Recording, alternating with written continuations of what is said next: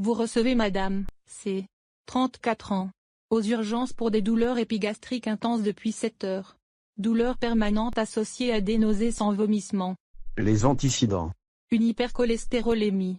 Une obésité. 80 kg pour 1,65 m. Un tabagisme actif évalué à 13 paquets par an. Contraception estroprogestative par mini-drill.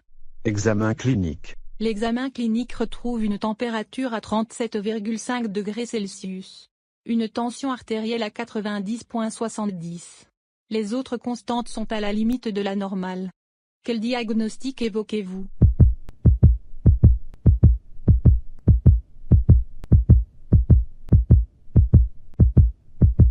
L'électrocardiogramme est normal. Le bilan biologique est le suivant: globule blanc 14 000. Hémoglobine à 13. Lipasémie, 51. Ionogramme normal. Vous suspectez une cholécystite aiguë. Une échographie a été faite.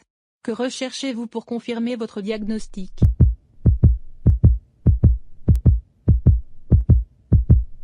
Vous confirmez le diagnostic de cholécystite.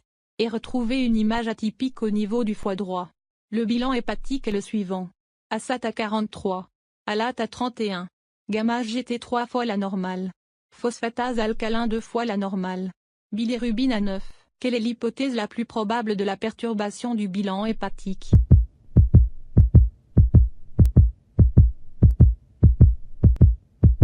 Vous décidez d'opérer la patiente et demandez à vos collègues de réaliser une CPRE dans le même temps.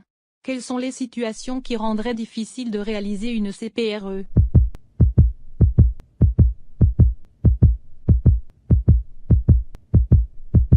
La CPRE est réalisée et ne retrouve pas de calcul de la voie biliaire principale. Cependant la patiente se plaint, à J3 de son opération de douleur abdominale persistante s'étendant à l'ensemble de l'abdomen. Température à 38,6 Celsius. Tension artérielle 88,72.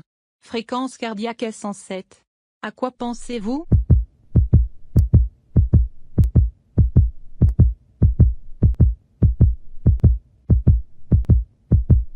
Quelle est votre prise en charge thérapeutique?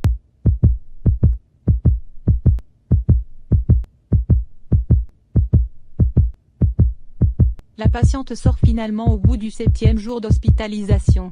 Vous décidez de compléter le bilan dans le cadre de sa masse suspecte hépatique. Quel est l'examen le plus spécifique pour la détection de tumeurs hépatiques?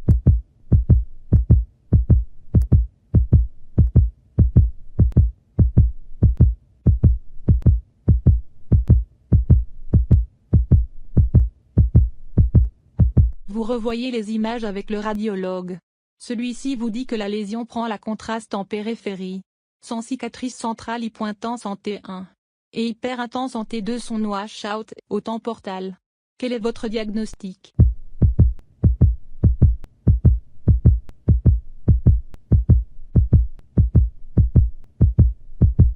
Quels sont les facteurs de risque de la patiente pour cette pathologie?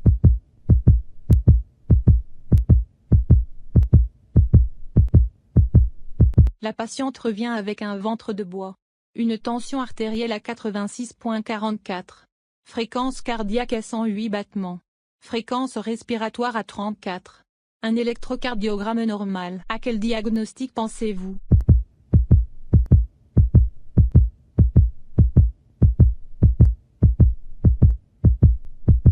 Vous retenez le diagnostic de rupture intrachystique. Quelle est votre attitude thérapeutique? Et les options de votre choix?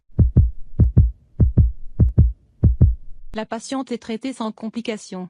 Elle revient vers vous 2 ans plus tard pour altération de l'état général. Perte de poids.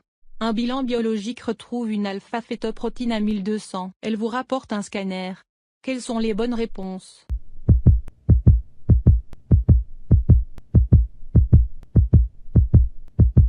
Quel est votre diagnostic?